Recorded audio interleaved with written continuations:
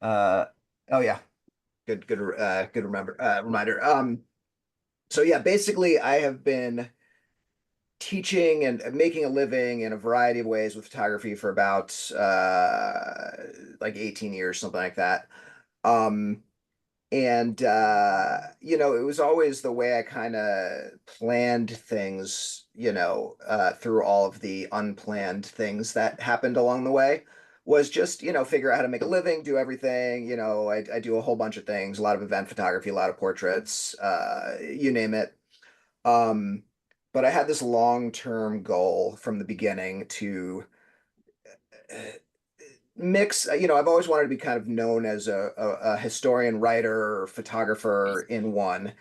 And so through the pandemic was when kind of I like, got to the point where I was like, I need to start transitioning to this stuff I've been building and actually put it together. And I did that in tandem. The salon was really helpful teaching people and it's like kind of I transitioned my focus in what I taught and what I did at the same time as I was doing it with my own work, which really, really helped. It's just kind of engulfing yourself in that way of thinking. And so right now I have three 2 3/4 books finished, and I'm gonna go through the process of publishing them. However, who knows how long that'll take. But the goal was just to learn as much as I can over the last 20 years, really study photo books and get in that world and so I created this package of 3 books. The one I'm going to show you today is called Glass City, and that is the original kind of idea that I sort of had as an inkling of an idea at the beginning and then built it up. And I'll talk about that. So this is kind of my favorite of the three. The three kind of trilogy of books I'm working on is one is a traditional photo book, one is a photo book slash history book, and one is just a strictly book based on being a photographer, not on photography. And it's a lot more about design and urban planning and so it's not a political book, but there's a lot about politics in it as well.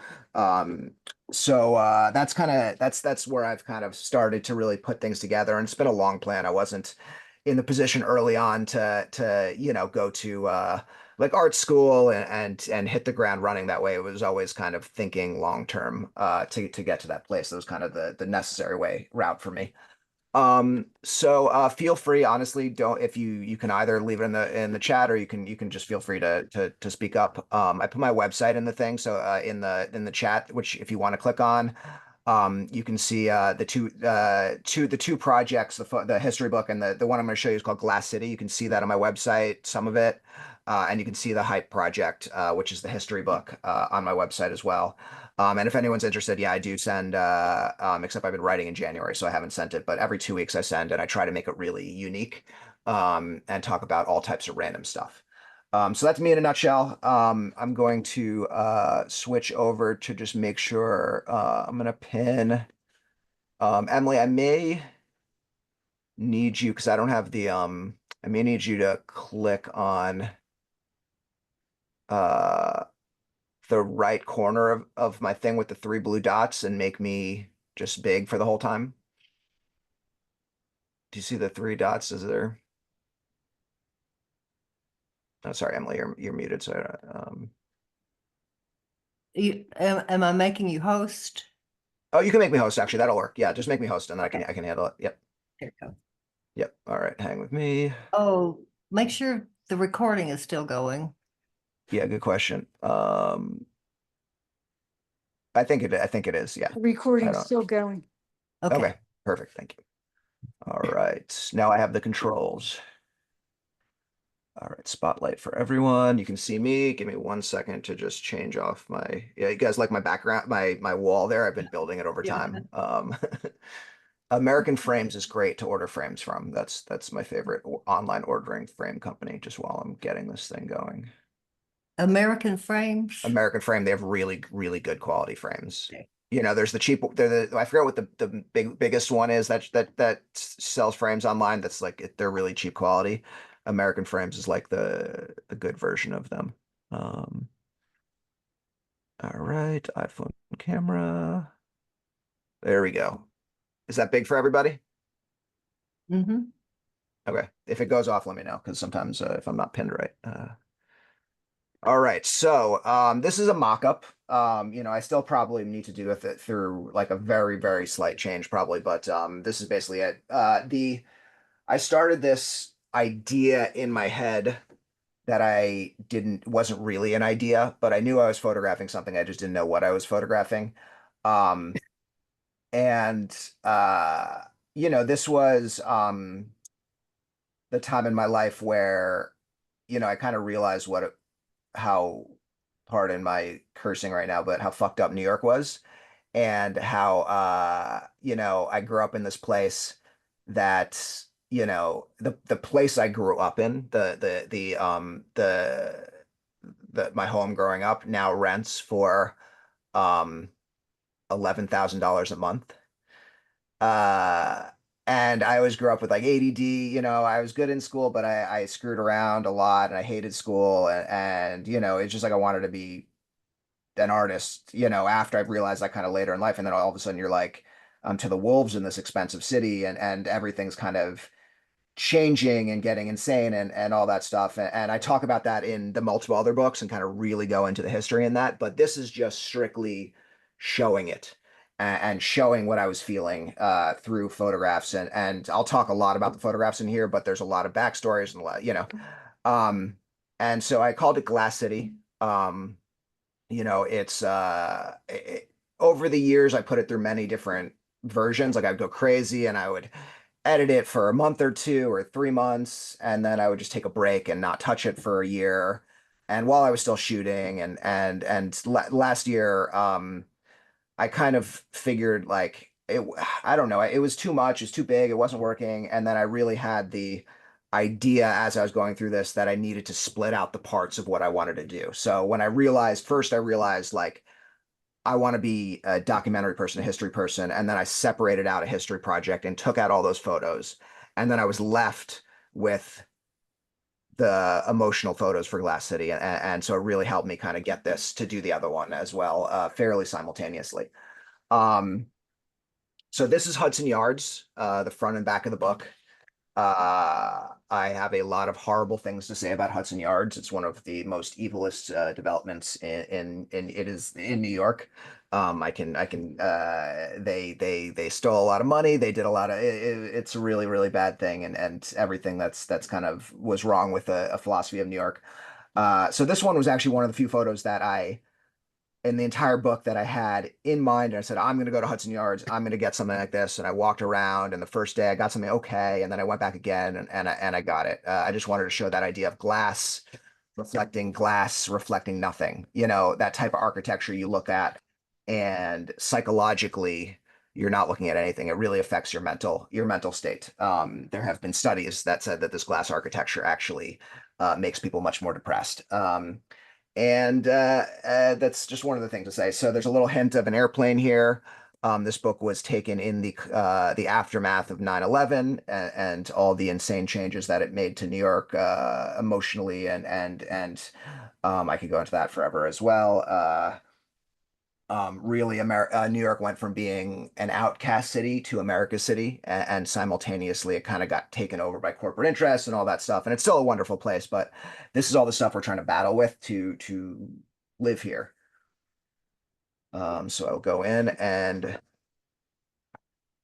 I start off with one of the Grand Central Eagles, make it seem like you're kind of entering the book. You're kind of, flying through the city, just a little bit of, obvious foreshadowing.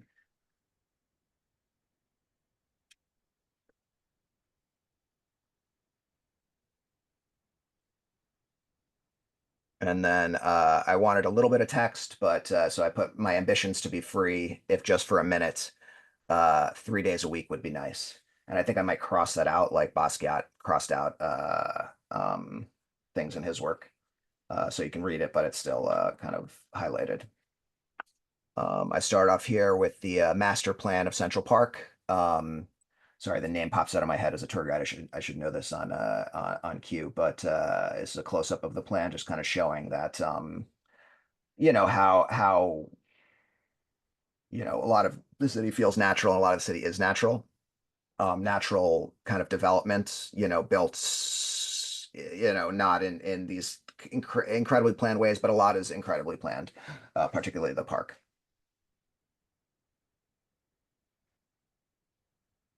This is from Sheep Meadow. I just wrote a whole like 3 chapters in this book about I could go on for hours about Sheep Meadow. But it has the views of Central Park South and Billionaires Row. I was actually I snuck into a tour of this building when it was going up, and they put me into they showed us a what was it, like a $14 million 92nd floor apartment. Um, and there's a whole amazing story. I won't go into now. I won't talk as much through, but there's an amazing story about the fight between the developers in this building and this building. This building is 220 Central Park South, and the penthouse in that is the most expensive penthouse in the U.S.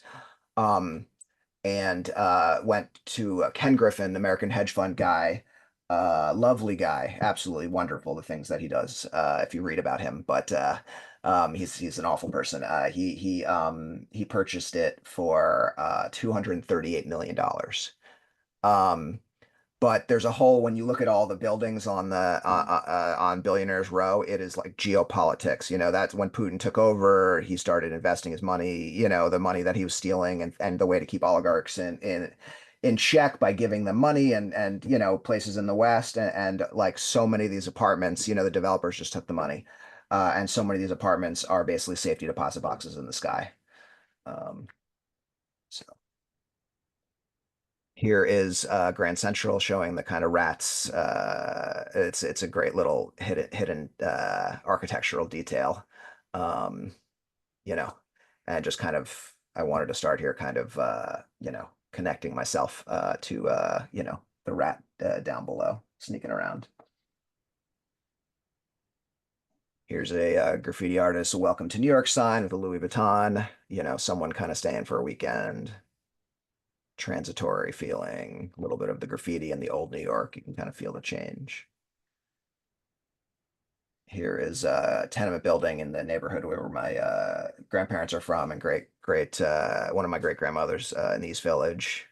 Just showing this change. If you look at the print from closely, you can see the wallpaper here, which is really pretty awesome to see. And I wanted to keep, when I was designing this, who knows how it'll change if when I figure out how the heck to get it up actually published. I haven't really started that process too deeply yet. But I pushed the images to the side a little bit so you could see them well because it's a thick book. And I kept them all on one page. I didn't do the double-sided except for intermittent photos, which you'll see. But I wanted at the first one from the some of the first few designs, I put photos on each side, and as soon as I pulled it off, it started to feel much better. This is a line for a sample sale. It's amazing what people will wait online for in New York. Um, but the line is really interesting when you think about it, because first of all, I kind of think about the old line photos of the bread lines and the Dorothea Lange, old Depression era photographs, which has some strange similarities, even though it's literally people looking for sustenance. But as the kind of culture, of connection kind of broke down and went onto the internet, the lines actually formed as obviously as a thing to Instagram and what and those things that was kind of like triggering people. But it turned because of that into a place of congregation. I think the people actually enjoy being on the lines, which is something I didn't really understand earlier on. I was like, why the hell are these people waiting for, whatever, for this long? There's nothing good enough to wait for on New York lines can get crazy when something gets hot. But yeah, it just kind of over time had a little bit more sympathy and just realized that it's actually kind of like a congregation and people hanging out, and especially fashion wise, kind of being around people that they are, or food, or, people that have similar interests. So recently I just chose to do the verticals as big as possible. This is a mannequin reflection in a store to be. I try to make this feel kind of surreal in a way, but the surrealness is, offset by the fact that this is very, very real. So it's kind of not trying to be So fully surreal, but yeah. I'm going to interrupt with a good question from Sharon Brown Christopher. She says, I'm interested in your layout, your reasons for leaving a blank page, for example. What's your intended message with your chosen layout? It and I started the other way as I mentioned, but it gives more weight to each individual photograph and it slows you down. And particularly with stuff like street photography, but any type of photography. I wanted to really get away from the feeling that this was haphazard and not planned from the beginning. I wanted this to feel crafted and detail oriented and a little bit of everything. And it just once I pulled off the photos and that blank space, it just gives more weight to everything. The book feels weightier and less haphazard. And I think there's a lot of photographers, or depending on what the project you're doing, where the opposite is the best idea. You want it to feel haphazard. You want it to feel like that. But I kind of realized later on that I didn't want it to feel like that, that I wanted to lean into. And there's a lot of there's trends with everything, and there's been a big trend with street photography to go really hard with the haphazard. And that's great, but then I feel like a lot of people think that's how you have to do it. And so yeah, once I kind of committed, I think it really came together. This is let me see if actually, tell me, is it better if I turn the light? Yeah, you might be able to see this better if I do it this way with the light off here.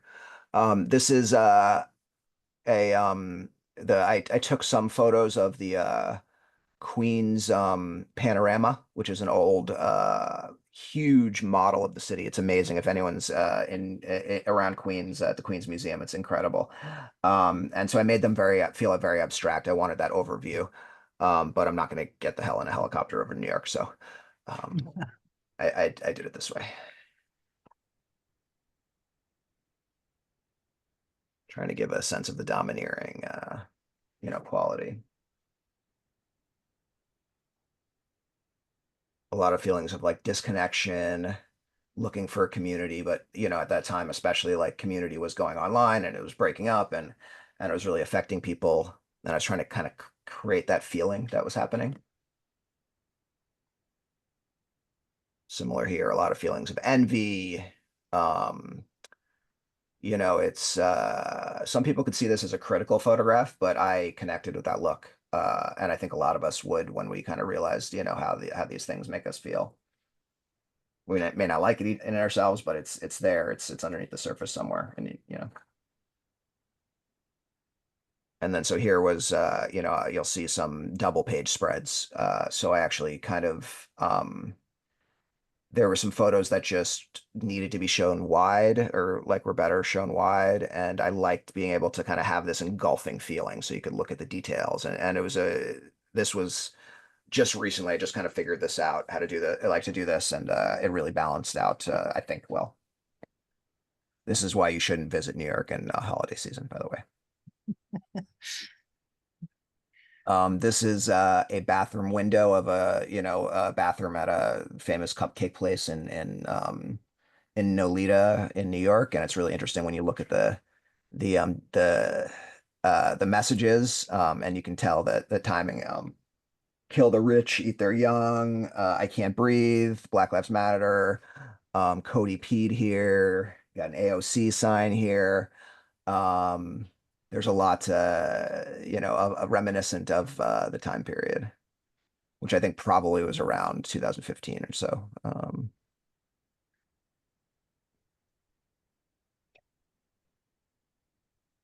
Um, this kind of gave me that feeling of the city passing someone by, sweeping his little piece of land while stores like Shoegasm and, crazy rent and cafes all around. The feeling of bars, obviously, the rain, just a special moment where, you don't often see sun peeking through and hitting the rain and right under there. So one of those amazing moments that randomly happens when when you're walking around a lot. But it really creates that feeling of looking for something in the midst of the engulfment.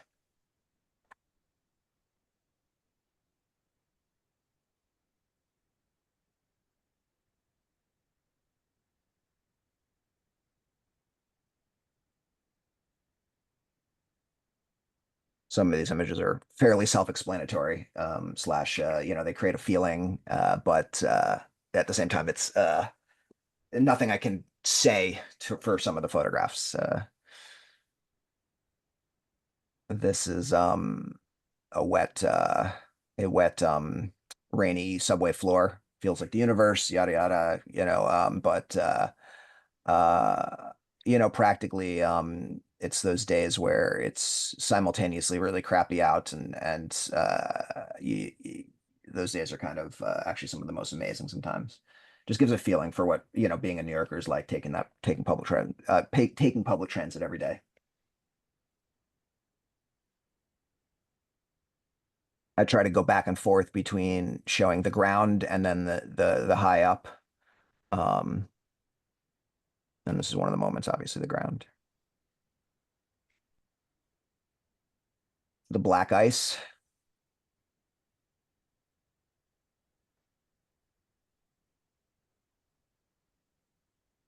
This is an old tenement building where the East Village was getting attacked by predatory developers. Uh, one of whom was Jared Kushner. Actually, he was the most popular one that residents will talk about. And this building, this guy, they couldn't get him out. He was rent controlled, and they harassed everyone else out, and he stayed.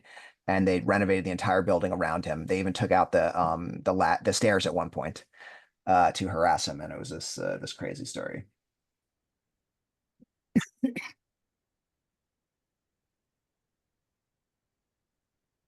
This was someone's living off the Manhattan Bridge, and just making a home, and I thought that was just really powerful. And of course, the friends. And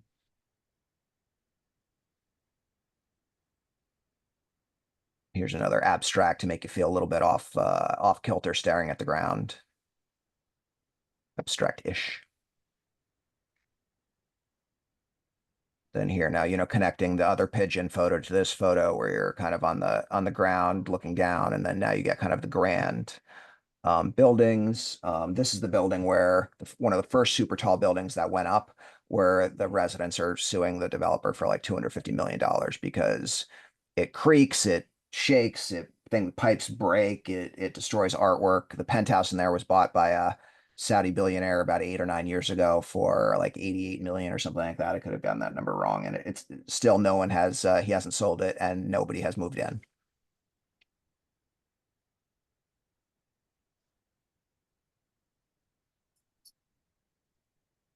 Similarly, just I like this photo for the type of architecture, showing a little bit of the kind of iPhone marketing at the time, big and bigger, and the changes that were going on. This is in the West Village that was going through near the High Line, going through some of the biggest changes in the city. You got a little bit of the surveillance stuff here. You got the big SUVs, crowd control stuff. It just kind of shows a bit of the environment.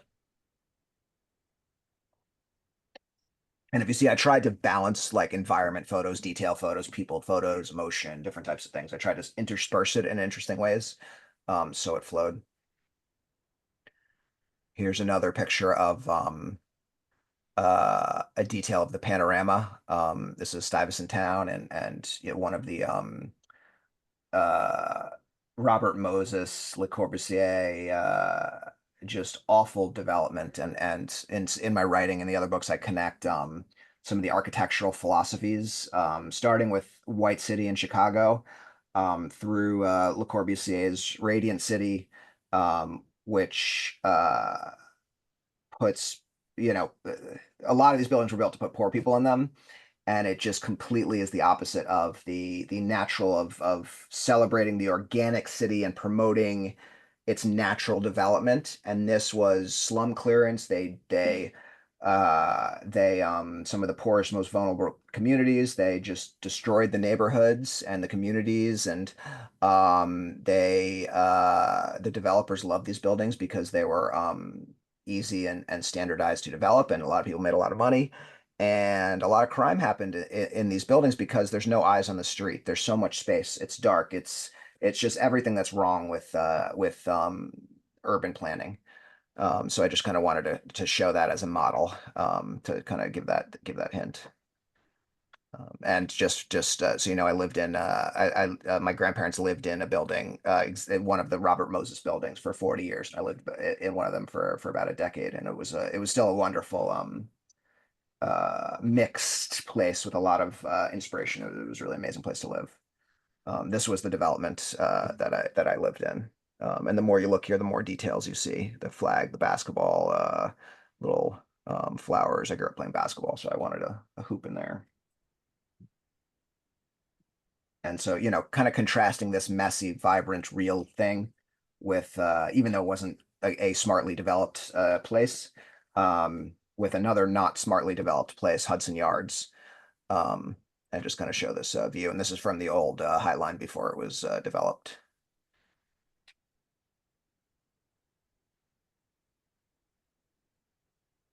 This is I love the architect Zaha Hadid or whatever name. Yeah, sorry if I got the name wrong there. I love her designs, but this building is very sad. Even though it's beautiful, it's just a sad building above the High Line. Uh, you know, these buildings are nobody, you know, not many people live in them. You don't see any pets in the windows. They're investments. They're not invest. They're just places to park people to park their money. Um, and so you see this, you know, unused pristine furniture. You look in the windows, nothing's happening. It's sad. It's sad use for really beautiful flowing lines. And now we go underneath. This is underneath Grand Central. This is the substation down there. So I wanted to kind of just show a little bit of details of the city. You know, kind of mixing a little bit. I didn't want this to be too tour guidey. The other books are more have a lot more tour guidey, but I did want to kind of feel up and down. And here's a picture from then above in Grand Central, and I made this purposely dark so you could see the this really well, and then you could see the phones. And this wasn't taken dark originally, but I darkened it later on. A lot of this too is just like, you know, I had the photos I knew wanted to go in, and the more I went through and the more I reorganized over like a decade of since I really started to put this together. I mean, it's like 17, 18 years of photography, but a decade of when I first put photos together. And I would find more and I would take out some and all that. That like these ones were really I just put these in a few 5 or 6 months ago when I did this final mock-up. Here's the Manhattan schist.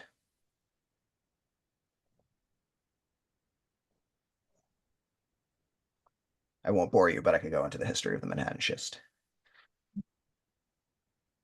Here's an artist piece in the street. It's normally that way, but just kind of showing the some of the architecture in the big buildings. A good way to do that with this piece. And then um there's hints like I showed the airplane. Here's a hint of the Freedom Tower. Just kind of little hints that it's, you know, the idea of post 9/11.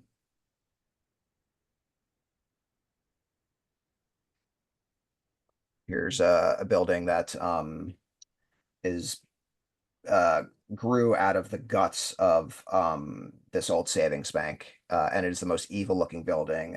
People call it like Sauron's, whatever his tower was in Lord of the Rings. It looks like, and everything. The developer went bankrupt, and it was just a terrible debacle of a place.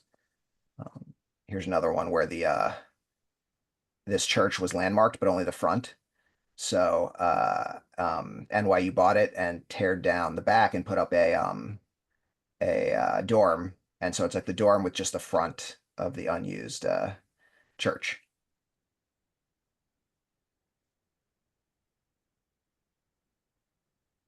Here's this was an amazing cast iron factory that was owned by this sculptor who made this door over time and turned into a Cartier store more recently. And I walked by one day on a tour and I we stopped and someone was sitting there smoking a cigar, and so I was showing someone the door and he was the guy who bought the building, and he was like, "Yeah, this damn door is landmarked. I can't get rid of it." And it's such an incredible thing. So I don't know why anyone would want to get rid of it. Then this is one of my personal favorites in the book just because the feel it gives. And this is these buildings on Sixth Avenue are very reminiscent of the old Twin Towers kind of style of architecture. And I always walked by this, and the grand feeling of it is really overwhelming and domineering, and that's the purpose of it. Um, but I've taken one photograph, which is this, that I like of it, which the light just happened to, make it work. Hits different buildings, different ways. All, you get the different grays and blacks and all that. But most importantly, it helps you feel the immense power of these psychological power of these buildings. Then you go kind of powerful image to another powerful image. This was taken at a social media conference. Back in the height of that, and you can see everyone's got like two or three devices.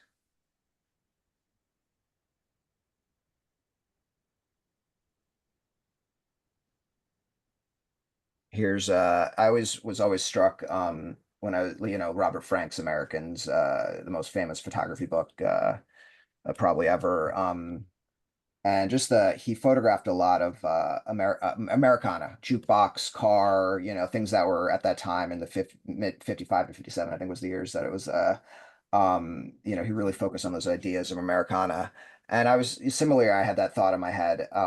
It really frustrated me when I would hear people talking about cliches. I hate the word cliche because it's I don't it was people said I hear you just hear it so much that it drives you crazy. Like I can't take a photo of someone without staring at their phone or without, and that is frustrating.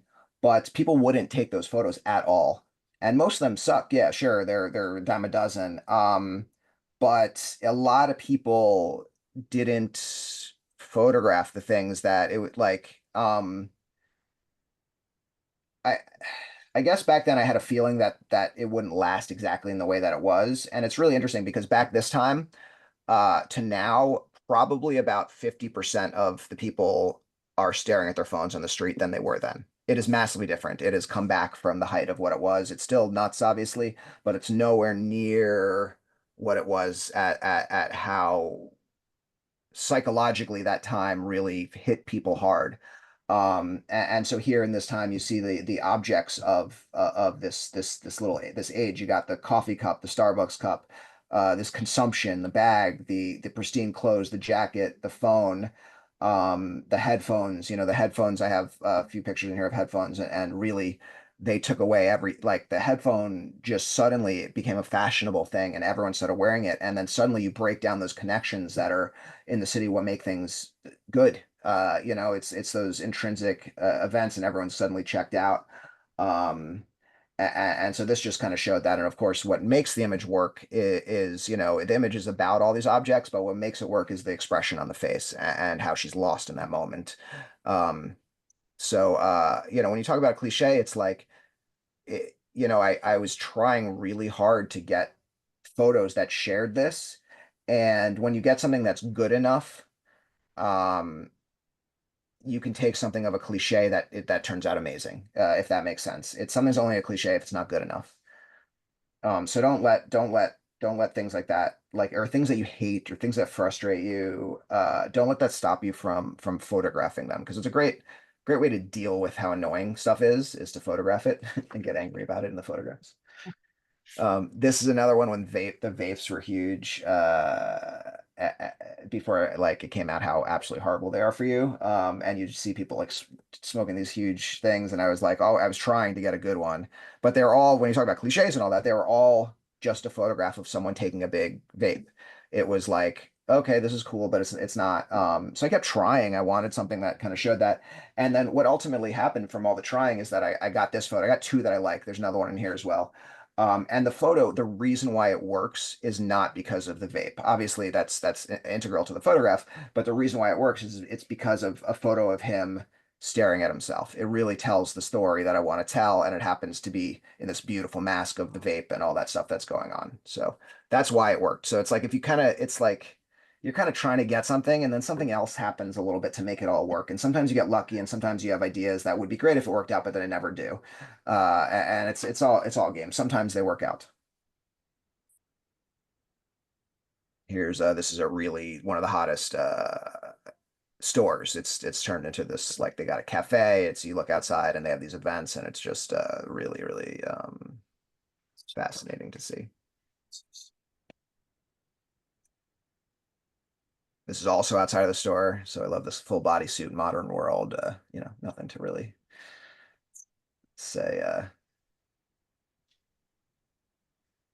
Then I kind of go back into the double paged. This is pre when weed stores were illegal, were still illegal. They had the smoke shops. Um, and it just felt like anxiety, kind of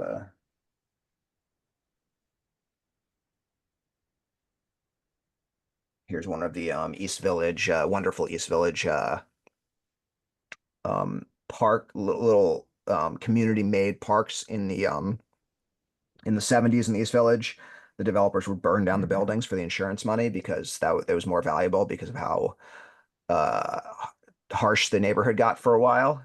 My grandparents lived here through that actually. It was a mixture of like immigrant families kind of staying around and the artists coming in because it was cheap. And then a lot of drugs. But the neighbors, the people like took over and piece brick by brick cleaned up these empty former buildings, and they made these amazing network in these village of these incredible parks, and it's everything wonderful. That's wonderful about the city, and it really this photo like contrasts the clean and perfect view, with just some cans and things like that. Ew.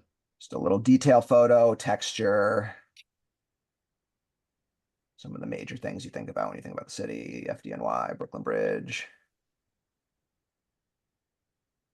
This one really kind of hit me too. It's another photo of someone staring at their phone, but it gives that Glass City. The name of the book is Glass City, obviously, but it gives that feeling.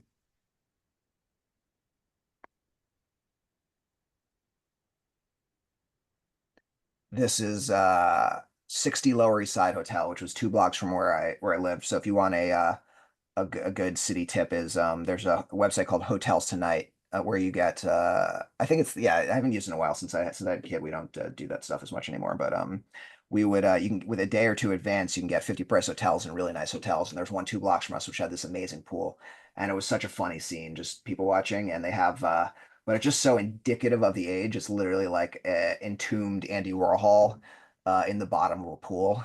It's like in a way it feels disrespectful, but in a way it's a culmination of everything he was kind of saying was going to happen.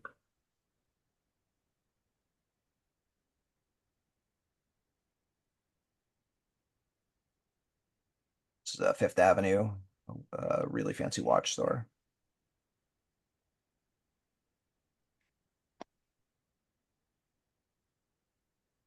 This was during the financial crisis, people job applications outside of a clothing store.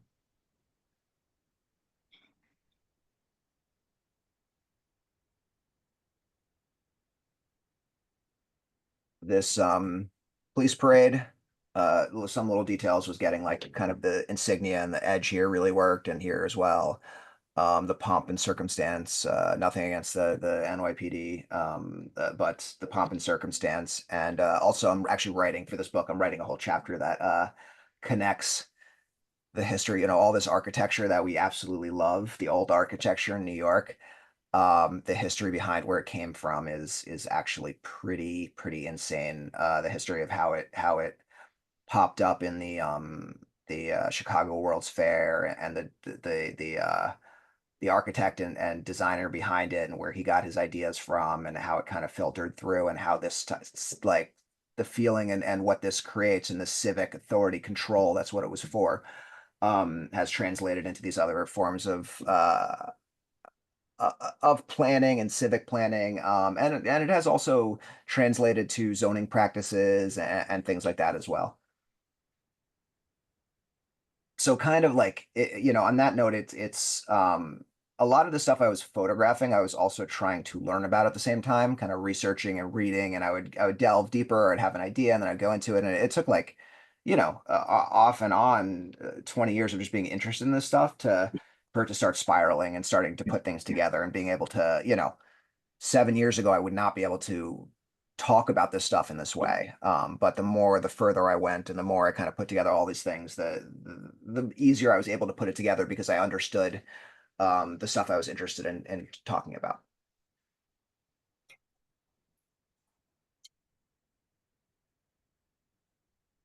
Fifth Avenue again. This one's right across the street from Trump Tower, actually.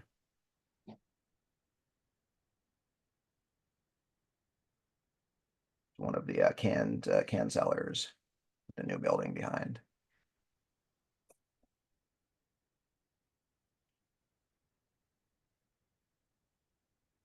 This was an old photograph. This was back when I used to wait for a while for photographs, when I was youthful in my youth. Um, I stopped doing that even in my middle youth. But there's this like video here, and it would go through a thing, and this naked guy is part of the video and would like stare, and then people would look back, and it took a long time to actually get this.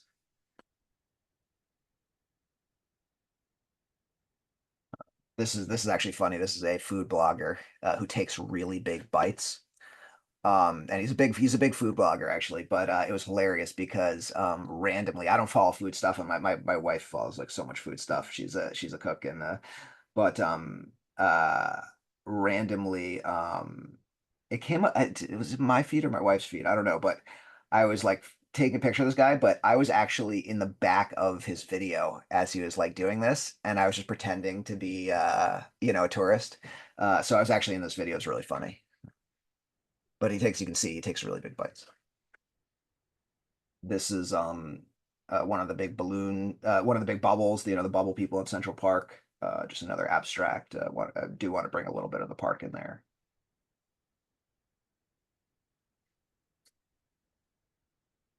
There's an iPhone store, not subtle. This I like the iconography of Steve Jobs, and obviously we have no jobs. This is one of the most, this is one of, if not the most famous photograph of that decade. I'm trying to like, I don't, that's the first time I've said that, thinking about that, but I'm trying to think of like what photograph of that iPhone decade was more out there than that. This is that Hadid building again. Jeremiah Moss is a great writer about the city. He had a blog called Jeremiah's Vanishing New York, and he's written two great books. And he refers to the these buildings as luxury prisons. Um, because you think about the people in them, they're traveling from high rise to high rise, getting in cars and going from place to place. Um, these buildings even have their own restaurants, commissaries for the people who live in them. And they're so completely removed from the city. It really is like this prison lifestyle, even though it seems like a lovely prison lifestyle. But yeah, it's so I was trying to kind of give that feeling of that amazing point that Jeremiah Moss made about this. And just so you know, this is like the part of the reason why this doesn't have any people in it is because this is literally the view from the High Line. So I don't know who would want this apartment with thousands of people looking in every day.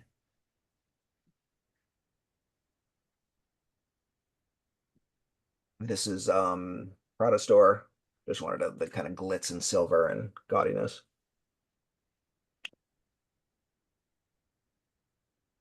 This is on the Diamond District.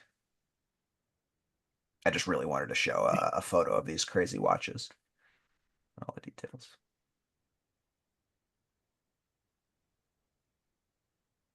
More of the mock-ups of building on the Lower East Side models. Then kind of contrast that new with the old, and here I just wanted to show texture, you know. The thing that the philosophy of the new developments are is that there's not, I mean, they obviously work with texture, but um it's just it's fake authenticity. They're trying to recreate texture that they can't recreate in the real, the it's you think about like the East Village artists, the punk rock time, they had no money, so they would buy t-shirts and rip them and safety pin them back together to look cool. And now in the site of the famous CBGB's is a John Barbados store where you can now buy 70s inspired ripped leather jackets for $3,000. And it's just this idea of fake authenticity and how that has that idea of authenticity really seeped in. Remember when like coffee shops around the world like had this kind of quote unquote Brooklyn aesthetic with people with mustaches and tattoos and flannels and Edison bulbs and wood paneling and um, steel pipes. That was the fake authenticity. Not that it wasn't fun, but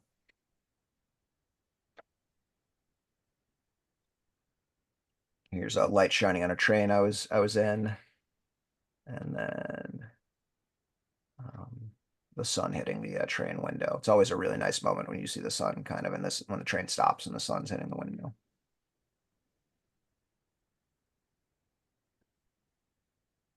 Here is the first super tall building. The penthouse in that sold for 100.5 million to Michael Dell. This was one of the most fashionable buildings that went up, still had a lot of the problems of the super tall, and really kind of shows this is the Manhattan schist that that leads into the buildings. And actually, I'll give you a little nerdy. So the Manhattan schist is like 600 million years old to a billion years old. And its strength actually made it easier for them to develop skyscrapers, foundations. But it's really special. It's beautiful. I've had some part of the reason why I kind of started like understanding this was because I had a few geologists who I took on tours around Central Park, and they told me all about it, and then I went into it, and the whole history of it is that this rock got pushed. Um, I forget when it got pushed like so incredibly far under the earth that it got compressed into this amazing rock, and then it got pushed back up to the surface, and then it got polished by the ice age. So it's really this just incredible kind of continental. I think it got pushed under the surface when, or got pushed back up when Africa hits the, I don't know, so some crazy thing, but it's this like geological marvel. But it just kind of really, for me, that kind of shows this um, im permanence and permanence of the city.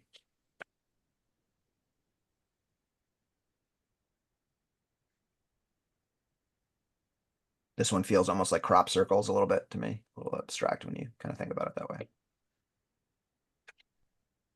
And this, I grew up playing basketball. That was my art form in my youth. So I wanted a photo like that with the texture and the rain. And I used to play in the rain.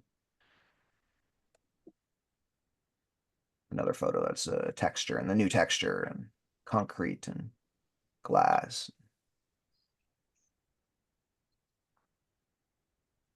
Here's a photo of the panorama at night.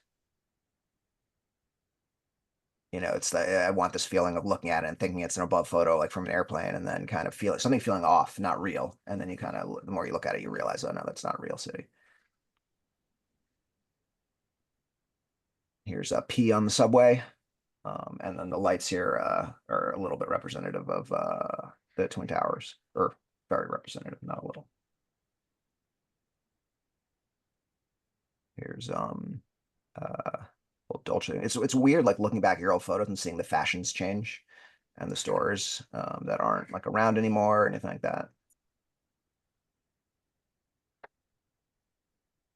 Another one of those luxury prison photos type feel, but this one just feels weird because it's on the ground floor.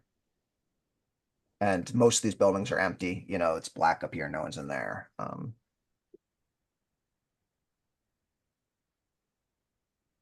Another photo to make it feel a bit like a commissary, like, instead of, the yard or here's Gucci Apple Store train,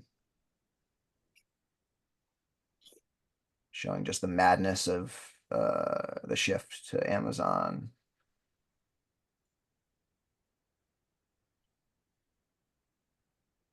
By the way, it's very easy to steal packages in New York if you or truly feel like it.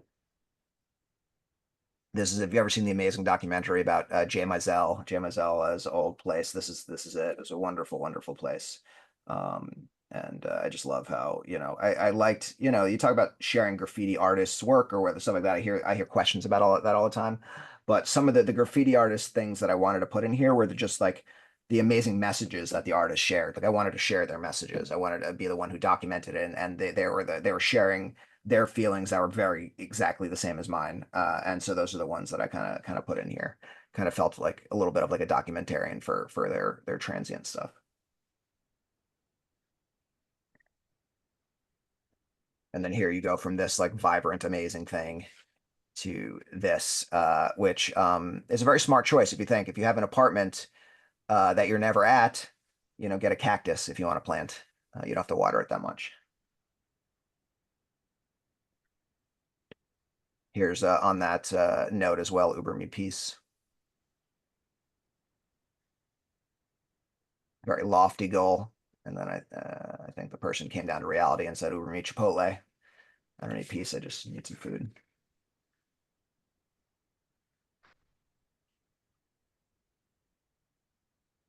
Uh,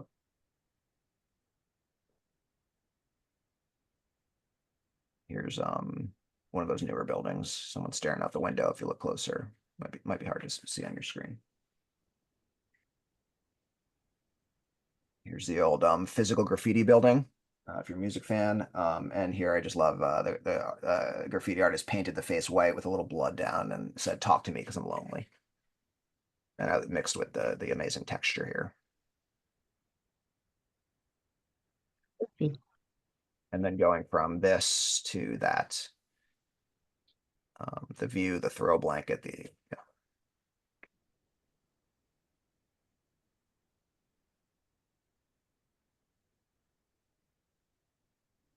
these are Trump's Riverside South buildings, which there's a long story that's really interesting how Trump's battles became the precursor for creating development loopholes that one of them is like 421A and all that stuff. In the end, he came in here and tried to create Television City.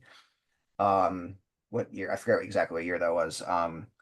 And it was just this insane story of him trying to create basically what Hudson Yards turned into.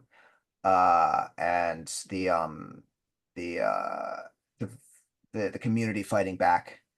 And it's like this who won or who didn't, and the community actually defeated the project and made a plan for something they thought would be palatable to everyone. And it worked, and they got the thing built, and it was something palatable. But if they hadn't have done that, and they hadn't have helped Trump, and Trump went from fighting them to flipping sides really quickly because he had no uh, he was really in dire straits. And if they had actually let him, he would have had his first personal bankruptcy and probably wouldn't have been president because that was the most ever vulnerable he has ever been. And they stepped in and helped him get it developed because they thought that by, it was very well intentioned, but they thought by doing this, they'd save, you know, they'd save the terrible project, but it's a really interesting story. But this photo, I wanted to show the feeling of someone who, and this is something that Robert Moses, familiar Robert Moses, he famously, you know, created these highways throughout New York, cut through poor communities, but he never seemed like he actually liked the city. He just viewed it from his really fancy car driving around, and so I wanted to create that feeling and create that feeling of people who experience the city through a car and the fact that this is amazing Trump Tower Village, which when during his first presidency, the residents took his name off the buildings. Then here we get back to the Central Park South Towers, the super talls. This was the one I showed you that was the original super tall building, and then you see these ones that went up in the really expensive apartment. It was these buildings were used. Actually, Trump was like the second developer, I think, to do it, but and then it turned into all these. It was it, all these like dictators and they just bought all these apartments in all these buildings as a way to put their money in a safe place.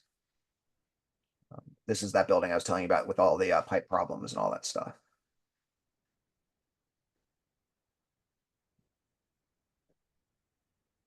And then here's another photo, kind of more abstract. This one I did purposely. This one actually wasn't. I mean, I didn't know how it would come out. I was kind of trying to create some motion, but I was trying to create the feeling of 9/11 in the photograph in a more abstract. There's the Twin Towers there.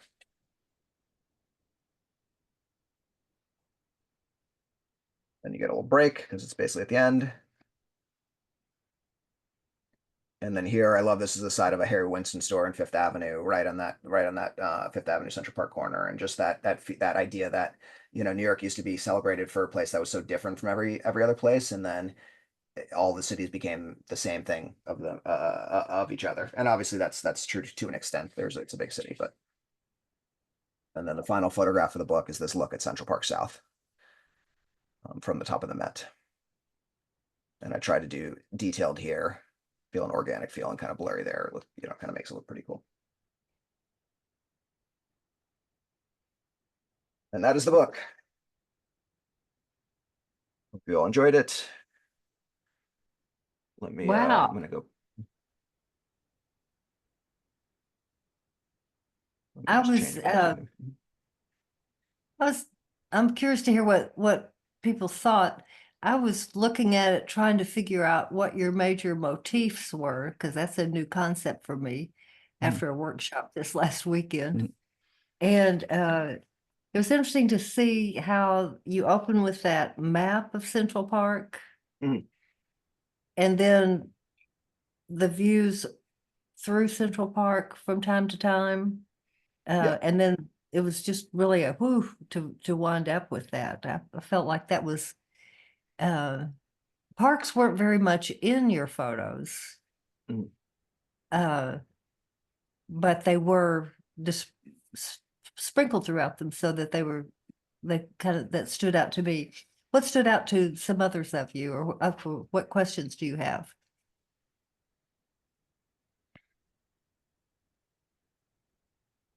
I love the opening eagle. Oh my gosh. Mm. That was just, here we go into New Thanks. York. Yeah, when you're talking about the Central Park, I tried to come back to I tried to like kind of bring you back to certain things. That was one of the hard things to do, just kind of bring you back over and over, um, while having Mhm. a broad array of things.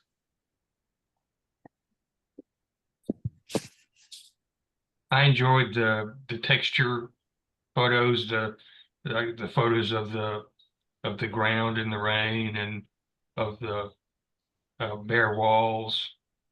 Uh, I I enjoyed those. They gave me a good feel for the place. Yeah, that I mean, just like it was like, it's a good point because I think a lot of people, and this was printed with blurb. I did it in I did it in InDesign and made it so you can get it exactly how you want, and then they have a plugin to upload through blurb. Um I there's a lot of when you talk about what Emily was talking about before about the individual image versus the project. It yeah, when you step from individual image to project, the whole world is individual images. So no matter how good an image is, it's like you can't remember it. You can't, it's like when you put it on your wall, obviously it's a different story, but like I really think the art form is in putting together images. It doesn't have to be a book. It could be 5 images. It could be 3 images. It could be 10. It could be a wall. It could be, I think that's when you get into the second half of the art form. Because in that book there are I took out a lot of the spectacular, not spectacular, not, but like I took a lot of like I if you put in too many that are just like those special moments that you're all looking for, then it becomes a book of special moments. And I tried to bring you back to place, having wide views, detailed views, texture views, feeling views, emotion views. It was really about documenting a place in addition to kind of all the stuff I talked about. What's your thought on copy or a narrative in the front to give the person reading the book, I guess, more details? It was great having you narrate it through, Yeah. but if you just purchased a book without some guidance, I think maybe you get lost in the pictures. What's your thought on that? Definitely, but like you don't want like um so it's something I thought about a lot of, and I'll show you. I have that is part of the reason why I separated it out to, I have a book like this. This is the history book. It's called Hype. You can see it on my website. This is like a history book, and it's half of it's a photography book, half is a history book, and that's where I took out all the words. So ultimately, people who follow my work or get into, when I figure out how the hell to get this published, they'll figure it out over time. But I don't think it's something to consider, and sometimes you need words to get people in, and sometimes that's the right way, but at the same time you don't want to put words because you're afraid of some people not getting the full story right away. There's a lot to letting people uh, figure out their own stories and learn about it and take time and get deeper, and telling too much can backfire. So yeah, I wanted a few words. I wanted to kind of really set the stage with some sort of thing that kind of said there's a deeper meaning here, which is why I put those few lines. But yeah, I had a lot of words previously, and then I got more confident, and I just said, no, I don't. It's okay if some people look through it and it doesn't make sense right away. That's okay. Yeah. Um, Chuck brings up a good question, and I totally get what you're saying, James, and the words, uh, it's a hard thing. And I just want to throw out there for you to consider some of the books that I've seen recently. Actually, one, I was looking at that one of our members who's on here, James Domain, um, showed me the other day, which was just at the end, a list of all the photos where you have a phrase or the kind of things you were telling us. It wouldn't get in the way of us looking at it. Mhm. But it's like people, like my husband always reads all the footnotes. Yeah, Uh, and I've gotten so I want to read footnotes and I want to flip to the back. definitely. Uh, there may be a way to compromise that because some of the narrative that you were speaking was so powerful. Yeah, and that's part of why I I came didn't out know with that. those buildings were, I mean, these things being in New York Yeah, City. I walk a High Line. I didn't know that building was abandoned. I didn't think yeah. that to have such a lovely building and without anybody living there, it didn't even cross my mind to look to see if somebody was living there. And I didn't No, look in your phone. yeah, for sure. And so there's a few things to think about. One of the things is that what I did is that all these stories I tell, I pulled them out, and I'm writing that book. I just a word, just it's hard to explain. It's like an urbanist and art manifesto that covers a lot of ground, but it Ah, tells all these stories in very deep detail. Everything I said is like way more detail and like, and fleshed out. So that's there. And so that was a way to kind of keep the book as is. I didn't want the book, even though it does obviously, because I didn't want it to scream New York. I wanted it to feel more like abstract, like it could be, this. I wanted to pull that back a little bit. So, hmm. I thought pulling back the stories and the words helped achieve that feeling. To be a little bit more abstract, and words would have kind of took it. But the thought process over a long time was that the way I can get away with that for me is to separate the books out into other projects and have them kind of complement each other.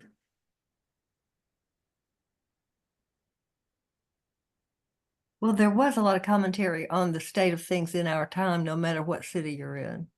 Yeah, The totally. fake It's the same. authenticity and, Yeah. the smoothing over of actually beautiful things from the past. Yeah, there were things the photos themselves were gorgeous. I think I have to say that. Yeah, there's a lot of grand, crazy stuff just because New York is insane, but the ideas translate to everywhere in some ways. What is your process when you're trying to decide which photos are going to go in the book? Do you have them all printed out and just laying out in a large area so you can look at them together side by side, or what does your process look like? Um, I wait till my family goes to sleep, and I get a little stoned, and I just have fun. I don't have a process. I don't print out the photographs. I do it all on the computer. I have printed out photographs and put them around, but and I've done that for certain things that I've worked on, but I'm there's a lot of people who work really well analog, and I like doing that sometimes, but I'm totally fine on the computer, kind of putting it back.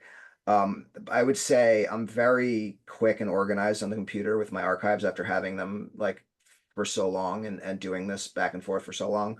But I think my when you're asking about the process, I don't know if this answers your question, Kimberly, but I will get really excited and work really hard and have a little bit of a stretch where I have some free time to think and just kind of can relax and clear my mind with the editing. And then I'll like set something aside for a while. And then just let things elsewhere develop and then I'll come back to it. And then I'll have a different perspective. Because you get so close to things and you're like, this is amazing. And then you come back and you're like, that's terrible, actually.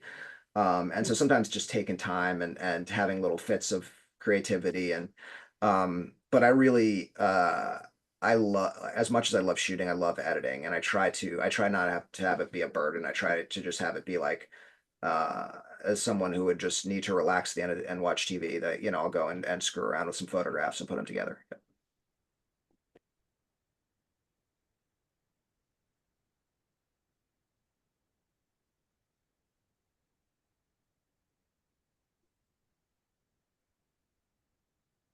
Emily mentioned that I had recently had a book published, and uh, my publisher basically laid out the book for me. Oh, 100%. Yeah.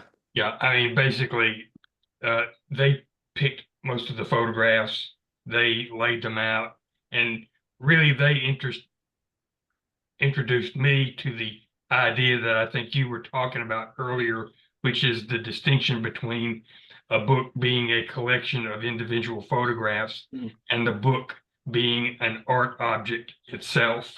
100%. That's something that I had never considered or thought of. And Yeah. uh, I think they did. You get a completely different result. Oh, definitely. Yeah. It's yeah, it's the final form. I mean, I think it's the best form to see photography. Who is the photographer? Someone said that it's like the the print on the wall is like a musician's album, and the book is like going to a live performance in terms of how you experience like the book is how people can really get their voice through because you Yeah. don't yeah it's you see it's yeah and then when you shoot and you put together a book like there are photographs that wouldn't work anywhere else. They wouldn't work on showing it to someone. They wouldn't work on putting on Instagram, but in that place in you know they could be a glue for something. So there's yeah, it's I totally agree with you. It is an art object for sure.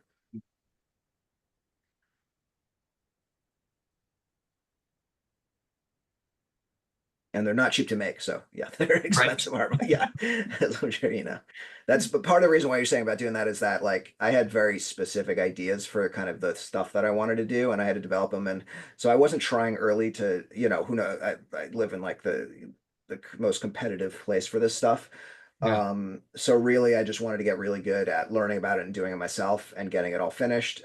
So that I haven't actually. I've started the process of trying to get closer to some people who do, but I'm finishing this last thing before I bring them all together. And I just want it. I just want the stuff that I work so hard on to just them to see it first to then have a good conversation. Because otherwise, I don't think I could like explain it so much without doing it. If that makes sense. Yeah.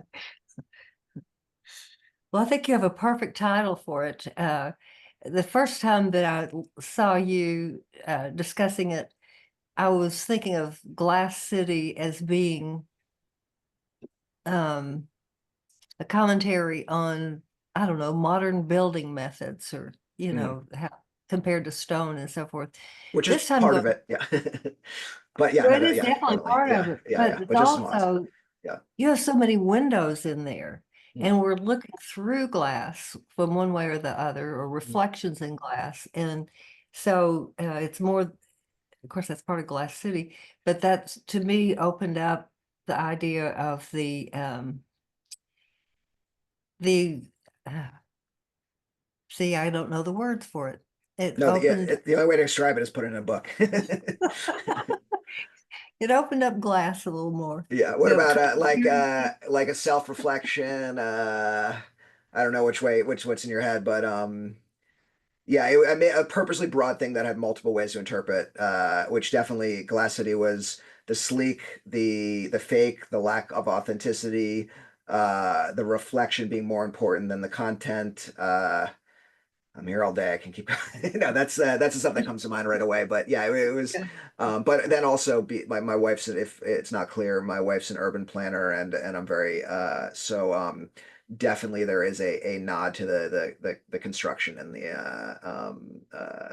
the folly of these buildings as well.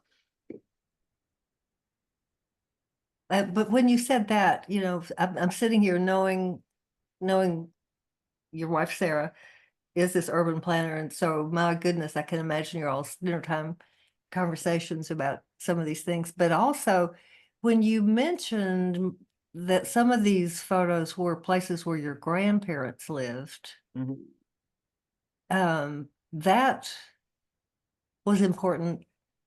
I don't know. Am I the only one? I felt like that was important information that Yeah. you're not just an outsider. You're, and not just a person who lives there now, but you've got generations Mhm. of experiencing the city that's coming out in these photos. Yeah, And I saw this as a history book. Yeah, I saw this as a history book, as much as an art book. Like the idea of someone looking at this and you know, in 50 years and like how would I want Mm, to describe it? It was kind of just like you know, obviously that's a lofty, grand, you know, head in the stars kind of thought, but it was just like just trying to separate myself from the stuff that seemed so everyday and like that was just absolutely so bonkers. And how do I show that in a way that does it? I don't know. So that was the intent, yeah.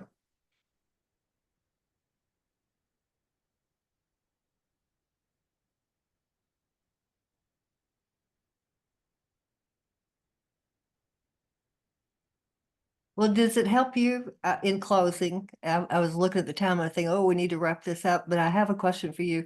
Is it helpful for you to go through the book with a group of people Oh yeah, I at love it. some Yeah, point? it's definitely, yeah, it's especially like, you know, I've showed it to lots of people, but not that many. And so it's very helpful to see what people think of it and to get their thoughts and to even go through the process of just talking about it through because I only finished this final mock-up like 4 or 5 months ago and I've only kind of went through it probably 3 times with groups. So it's incredibly helpful. But at the same time, like also kind of a good closing, like a closing-ish note is I was recently looking at a book, what is it called? Uh it was a book by Tim Carpenter who uh on a crisp fall, I think it was like Thanksgiving holiday or something like that. He went for a walk and he did this entire book on this walk escaping his family on a crisp fall day. And it was just one day, one walk. And it just amazing, like it's just amazing to kind of think about, like, yeah, this one I spent 17 years doing, like not like on purpose or you know, I kind of knew it was going to be a lot, but like, and then there's situations where you can do like an amazing book in a 2 hour walk. So it's the sky's the limit, but it really is about, I think, about the book or the project or the 10 image little thing or the Mhm. wall that tells the story or something like that. So I would like you can this that's for me that is really the thing that makes me love photography besides the connection with other people and different ways it brings people together. So yeah, I wouldn't you know, it can feel daunting to do something like that, but I wouldn't think like I just don't think that you like need to spend a decade photographing or being, you could do like any cool idea and you can take old photographs and put them with new and as you get an idea together, like for a few of these books, like this hype book, like 40% of the images I did in the last year when I was putting it together, or the last 6 months, because I put together the whole book and I was like, oh shoot, I need this, and I'd go out and fill that in. So yeah, it's like writing a story. Yeah. Well, thank you. I'm inspired and walking away with some new ideas and another appreciation for the photo book. Mhm. Yeah, that's very good. So Wayne, Thank you. thank you Right. for Thank you. I've really enjoyed this evening and we appreciate it. James, it's good to meet Thank you. Yep, good to meet you all.